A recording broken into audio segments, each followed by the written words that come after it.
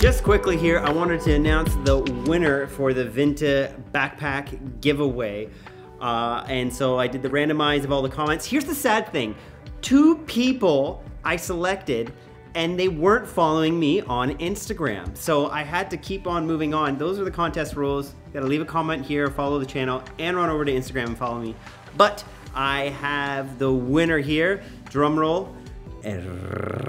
And the winner is, and I'm sorry if I'm pronouncing this wrong, Rodrigo Villarazu. This guy right here. Smashed my phone also recently. Congratulations, you're winning the Vinta backpack. Make sure to DM me on Instagram and I'll make sure to connect you with the guys over at Vinta and get you your backpack. But let's get back to things and talk about lighting. Hey, look, I changed my outfit. You can do amazing stuff like this on the internet. It's actually a completely different day, but I was so excited about this video because I'm talking about poor man's process. And what is that? Well, that's essentially a term in the film industry when you're faking a driving shot. And why do you need to fake a driving shot? Well, because driving shots are expensive. You need a picture car, you need a trailer, you need police officers to shut down the roads, and then you need like 30 different crew to rig the camera on and people in the truck. It gets expensive, it gets complicated, and when you're doing a small short film like I was this past weekend, you don't necessarily have the budget to have a picture car and do that whole thing. So you gotta do poor man's process. And it was my first time doing this. I got to work with an amazing filmmaker, James Wright. He was the one who came up with this idea, and I was amazed about how well it looked. And I actually learned a lot doing this quick shoot. So I'm gonna give you guys kind of the setup that we used and then give you a couple tips as well for when shooting poor man's process. And you see poor man's process actually used on really high budget films, and part of the reason why they do that is it's much easier to shoot in studio when you can have your actors walk off and grab a glass of water and everyone's in the same room. And you'll see this in lots of films. You'll see it done well and you'll see it done really poorly. I love the TV show Mad Men. It's probably my favorite series of all time, but I thought their poor man's process was terrible. I thought a lot of the time it was quite fake, but in the end you just buy it because you're more involved in the story, but you still want it to feel a bit authentic. So I'm going to be showing you a bit of what we did. So first off, what equipment do you need? Well, it's not actually that expensive. You just need a small projector that's fairly bright, and if it's too bright, you can just throw an ND filter on the front of it to bring it down. And I've put some links below to all this equipment, so you can get a projector on Amazon now for under $100. Then all we used was a rear projection screen for about 30 bucks off Amazon, and we attached it to 2 C-stands. And that rear projection screen is so important because that is gonna sell the idea of movement amongst other things, but it is probably the most important part of poor man's process. But the whole thing with poor man's process is you need everything to work in synchronicity. That's not a word. You need everything to work together. It's a much smaller word in order for it to feel authentic. So we had our rear projection screen, and then from there, all we used was some flashlights, a couple LED panels, and I even got my Falcon Eyes light. It's that one I was talking about in the last video. I put it at the back because it has this mode that you can set called high beams, which it like changes the brightness values, kind of like a car's high beam. So that added just some more ambient light into the shot. And what's cool too is you can see here, James was watching the rear projection screen and flashing an LED panel at our actor in time with what he was watching on the screen, so it felt a bit more authentic. But before I get into the weeds, let's go over the different elements of how you're gonna make this feel authentic. So first off, you need your rear projection screen. You need to show a background moving. In our case, we were doing a night shoot, so we had footage that was from nighttime, which is called your background plate. And it's not that impressive footage. James just took his iPhone, stuck it up into his car window on the way to set, and filmed a bunch of shots of background going by, and then we just threw that up. So that's literally iPhone footage, and it's not even that important having the most high resolution footage on your projector. You could even do 720p footage if you wanted, because it should be out of focus in the background, so resolution doesn't really matter. Just the more important thing is, does the background match the lighting that you're going to add in the car? And that's where the lighting came in play. So we actually opened up the tailgate on the car, and I had our makeup artist and I think one of our actors back there holding lights moving them by as if they were street lights every once in a while. And we kind of had the advantage of this scene in the film. It's a really intense moment for our characters, so we had lights moving a bit more random than you normally would for a car scene, but we just decided to make it a bit more chaotic because that was what was going on in our character's head. Then James Reid, our producer, suggested that we use flashlights too to mimic headlights, which was a great idea because you can get them very focused, and I'll put a link below to some of those flashlights. And what we did too for added effect is we had them aimed at the mirror on our car so they hit our actors' eyes and added to more of the kind of chaos and intensity of the moment. Out in front of the car, James was watching what was going by on the screen, and he was matching it with the LED panel, making sure that it swooped by. And then Edwin, our sound man, was actually shaking the car. He was doing double duty. He had the microphone there recording just a bit of, you know, the creaks and cracks of the car. Not that we really would use much of that sound, but you have a sound guy there, you might as well record. So he was actually moving the car. And then here's the most crucial part. Is you want to use longer lenses typically because longer lenses help blur out the background more, which helps you hide kind of the fakeness of the moment. And they also draw you into the person's view. If you look at a lot of Poor Man's Process, people use long lenses because it helps sell that world. So use a long lens.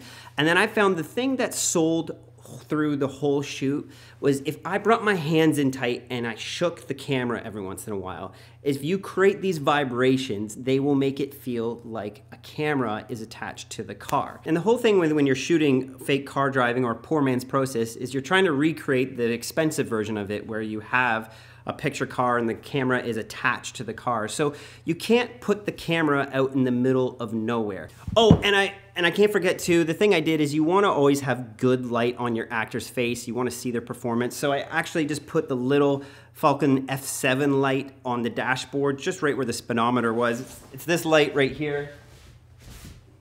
This guy, I love this light.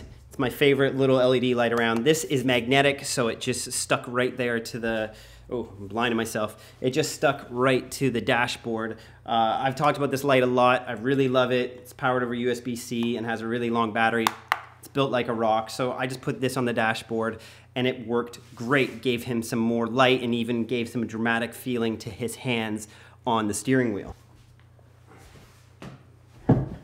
I literally just throw my lights on the ground for my YouTube setup. I don't really do much for it. I know there's a lot of people who put a lot of effort into their YouTube world, but I have no time for that. I'd rather make movies than set up a layer around me. That's kind of my theory, is the people who are doing less filmmaking have a nicer space around them. I'm kidding. Hey, if you have a beautiful YouTube setup, well done. But moving on, here's a couple quick tips. One is you don't want your camera to be floating in the middle of nowhere. You want your camera to feel like it was attached to the car, or as if you as a cameraman are sitting inside of the car. Because if you think if a car is driving down a road at 100 kilometers per hour, I'm Canadian, then you don't want the camera just feeling like it was floating out in the middle of nowhere, because that'll feel fake. We'll wonder how's that camera, what's happening, why is it moving like it's handheld?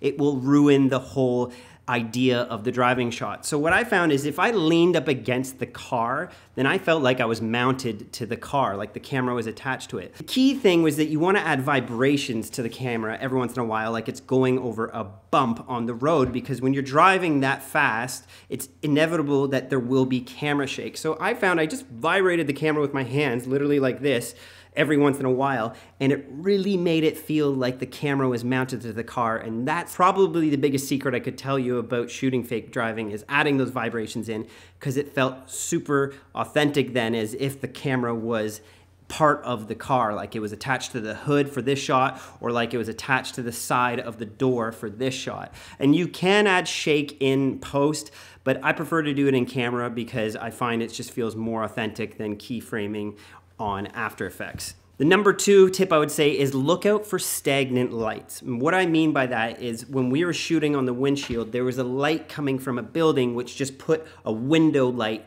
permanently in front of our actor's face. And if you're driving, reflections are constantly moving. Nothing is staying still. So we actually had to flag that light out. We had to put a big black flag above the car so that that window reflection was gone, because only reflections that we wanted happening were the ones we were creating with our lights to make it feel like street lights were going by. Another key too is the pace that your lights are flashing by in the car. You want that to match your background plate, because if the lights are going by really slow but your background plate is moving really fast, then it will feel strange. Also, another tip, I wanted to make it really intense for one moment, so I went over to the laptop and I hit double speed on QuickTime, and so our background plate went by twice as fast, and it was for a moment when he's really driving fast. So that was a cool little trick for the background plate as well. Another tip is the performance of your actor. Make sure that they're pretending to actually drive. Just little adjustments on the steering wheel go a long way. There was moments where our actor was touching his face and had his hands off the steering wheel. He actually at one point didn't even have his seatbelt on, and I'm glad we caught that. But it all adds to the idea of driving if there is a little bit of engagement with them in the car. Even glancing at the mirrors and looking around makes it feel like they're actually driving. I would say too, like I was mentioning, use longer lenses. The first few shots I did were on a wider lens, and it starts showing more of the world. And if you don't have a very big rear projection screen, then the problem is you start seeing the edge of where the projection is gone. You have to make sure that your rear projection screen fills up the whole frame. And so of course on a wider lens, you're running the risk of seeing the edges of the projector. So typically I would start at like a 50 mil and go in from there for these shots. I think I was only ever on a 50 mil, or maybe I was on an 85. I forget, but I was using the Sigma Art Series lenses. I love using those. I like the bokeh. I find it very interesting. So we typically were on a longer lens, and again, vibrating it really helped. And another way to really sell the whole thing is to actually get some genuine driving shots. Whether it's you standing at the side of a road, shooting the car driving by, it's a great way to start the scene. Or do what we did, which is, well, I can't actually suggest this on YouTube, but what I did was I stuck my hand out the car window, holding the camera, getting some shots of the tires moving, getting some shots of reflections against the hood. It sells the whole thing. It suddenly feels like, oh yeah, that car's moving because we're seeing it move. So getting some driving shots, even if it's just out the window, as if it's the perspective of the character in your film, it really helps as well. So the exterior driving shots help sell the whole thing. And you want to set your rear projection screen up always on the opposite side of where you're shooting. So if you're on the right side of the car and the passenger shooting through the car towards the driver's side, put the rear projection screen on that side. And you can actually move your screen around the car. You just have to make sure that you have the corresponding background footage for that. So you can't have background doing this out of the rear window, because it would actually be just going backwards away from the camera. So you can just take an iPhone in your car and stick it up against the different windows and shoot that, and then you'll have 3 or 4 background plates, and you can put the projector screen around the whole car if you have to shoot 2 people.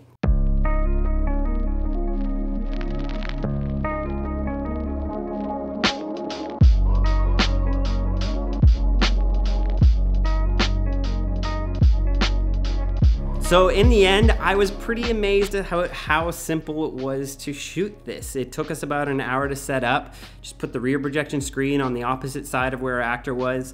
We had 3 people moving lights. We probably didn't even need that many. We just had them and it was fun. It added to the chaos. I had someone shaking the car, and most importantly, I was creating vibrations with my hands with the camera. Now, if you're on a tripod or something like that, you can have someone just shake the tripod head. Or like I said, you can add it in post, but I prefer to have camera shake or flares or any of those things actually happen in the camera in real life. To me, they will always look better.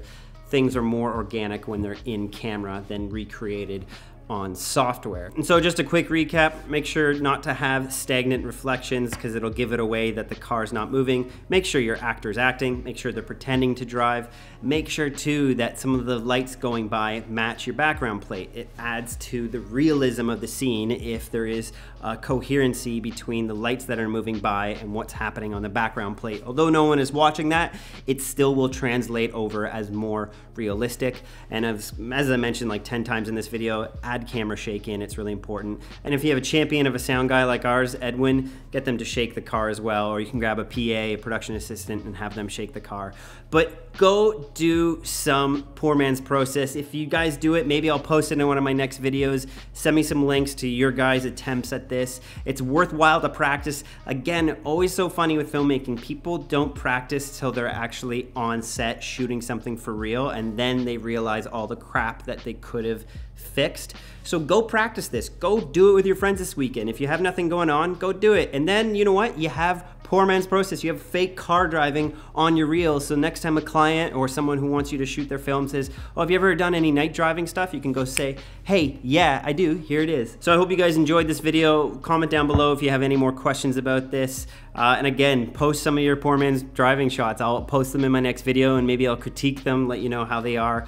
But thank you guys for watching this. There'll be plenty more. I guess this is kind of part of my cinematographer series, but I'll be posting more about that soon. I'm also gonna have a video coming up talking about the Loupedeck, if I haven't already done that, because I never know the order of videos, how I'm releasing them. I actually love the Loupedeck because for this one reason alone is that you can do full screen playback in Adobe Premiere and you can still color correct. It's like creating your monitor into a professional color correction monitor, because then you don't have to be looking at the little dials while you have the small screen. It's awesome. I enjoy using it. But anyways, guys, I'll see you on the next one.